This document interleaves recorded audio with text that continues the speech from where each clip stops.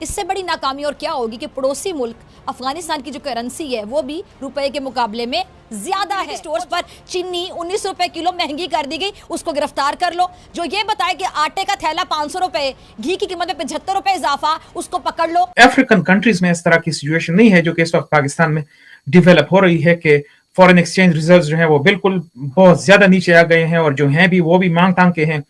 ملک میں 20 بڑی کمپنیاں, کارخانے, ملز, پلانٹس بند ہو چکے ہیں, اس کو لٹکا دو. جو یہ ہندوستان کے پاس بھی اچھا خاصا پیسہ ہے, امیر بہت بڑی بڑی کمپنیز جو بلین آف ڈالر کا بزنس کرتی ہے, تو یقیناً وہ ہندوستان میں اس کے لوگ رہتے ہیں.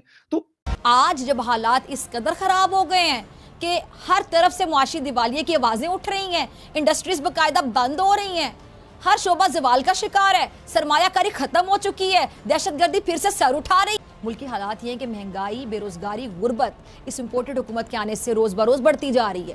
عوام کی چیخیں سننے والا کوئی نہیں ہے. نمسکار دوستو, پاکستان کی کنڈیشن دن پہ دن اور زیادہ خراب ہوتی جا رہی ہے.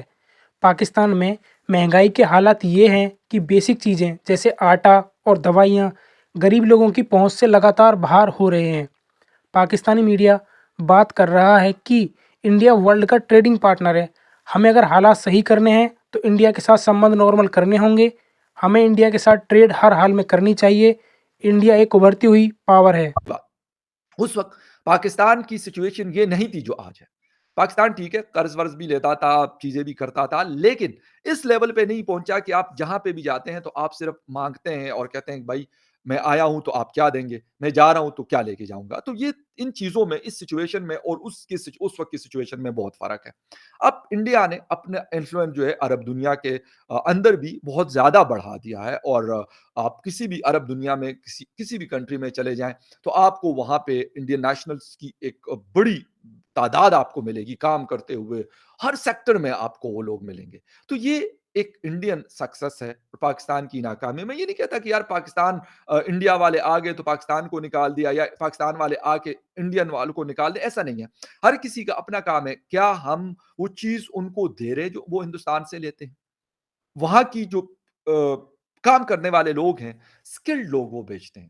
اگر کسی شاپ کے اوپر کام کرنے والے سیلز کے سٹاف ہے, میل یا فیمیل, تو ہائیلی ایجوکیٹڈ ہوں گے, وہ بہت اچھی عربک وہ بول سکتے ہیں, بہت اچھی ہندو اردو بول سکتے ہیں, بہت اچھی انگریزی میں وہ بات کر لیتے ہیں.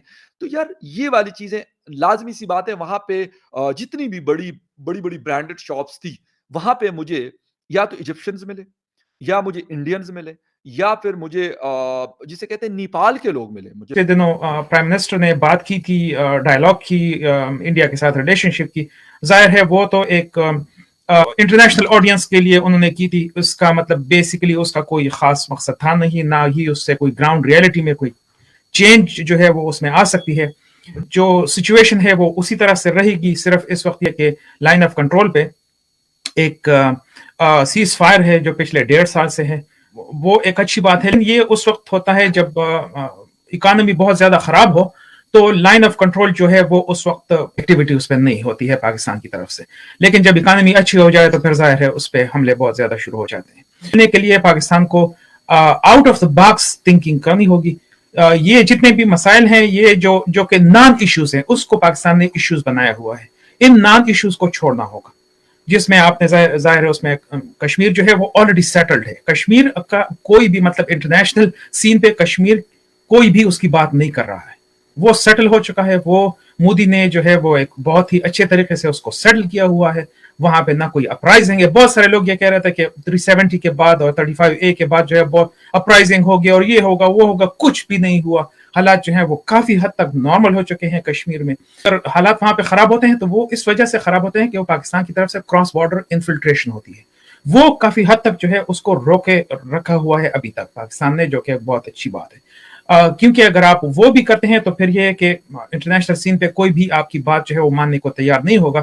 Terror as an instrument of foreign policy جو ہے اس کو روکے ہوا ہے اس وقت, اور وہ ظاہر اکانومی کی وجہ سے ہے. ٹریڈ جو ہے وہ آپ نے شروع کرنی ہوگی, اس میں کوئی شک نہیں ہے. اگر آپ انڈیا کے ساتھ ٹریڈ نہیں کریں گے, انڈیا جو ہے وہ اس وقت دنیا کا ٹریڈ پارٹنر ہے. وہ نہ صرف ساؤتھ ایشیا کا ٹریڈ پارٹنر ہے بلکہ وہ دنیا کا ٹریڈ پارٹنر ہے. ٹھیک ہے, اس وقت انڈیا یو ایس ریلیشنز جو ہیں وہ ٹاپ پر ہیں. یعنی یو ایس جو ہے وہ بہت زیادہ انٹرسٹڈ ہے. ظاہر ہے وہ چائنا کی وجہ سے بھی ہے, لیکن उसकी मेन जो वजह है वो ये है कि इंडिया जो है दैट इज एक उभरता हुआ जो है दैट इज एन इकोनॉमी, वो एक रियलिटी है, उसमें कोई शक नहीं है। आप चाहे कुछ भी करें, उस रियलिटी को आप खत्म नहीं कर सकते हैं।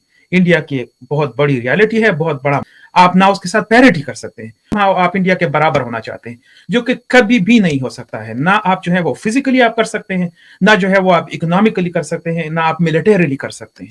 ठीक है, आप किसी भी फील्ड में जो है आप उनके साथ पैरिटी नहीं कर सकते हैं। पाकिस्तान जितना भी जल्दी जो है वो इस रियलिटी को रियलाइज कर ले कि ये एक रियलिटी है, और आपने जो है वो रीजनल जो कनेक्टिविटी है वो बहुत ज्यादा जरूरी है। आप रीजनल कनेक्टिविटी के बगैर कुछ भी नहीं कर सकते। आपने इंडिया के साथ जो है रिलेशंस को ठीक करना होगा, आपने अफगानिस्तान के साथ और ईरान के साथ खासकर रिलेशनशिप को ठीक करना होगा।